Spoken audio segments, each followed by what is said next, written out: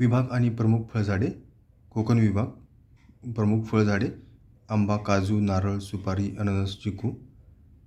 पश्चिम घाट प्रमुख फळझाडे स्ट्रॉबेरी, मलबेरी, अंजीर, गुजबेरी. मध्य व पश्चिम महाराष्ट्र प्रमुख फळझाडे द्राक्षे, मोसंबी, लिंबू, अंजीर, पेरू, डाळिंब, पपई, चिकू इत्यादी. खानदेश प्रमुख फळझाडे केळी, आंबा, बोर, लिंबू. मराठवाडा संत्री, केळी, द्राक्षे, अंजीर आणि आंबा. विदर्भ विभाग संत्री, लिंबू, बोर, द्राक्षे, पपई.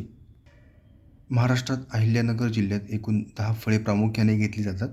यामध्ये चिंचेच्या क्षेत्रात नगरचा पहिला क्रमांक आहे, तर पेरू, सीताफळ, लिंबू, बोरे व चिकूच्या लागवडीच्या क्षेत्रात दुसरा क्रमांक आहे. पुणे जिल्ह्यात 8 फळे प्रामुख्याने पिकवली जातात. यामध्ये सीताफळ व अंजिराचे क्षेत्र सर्वात जास्त असून या बाबतीत पुणे जिल्ह्याचा राज्यात प्रथम क्रमांक आहे.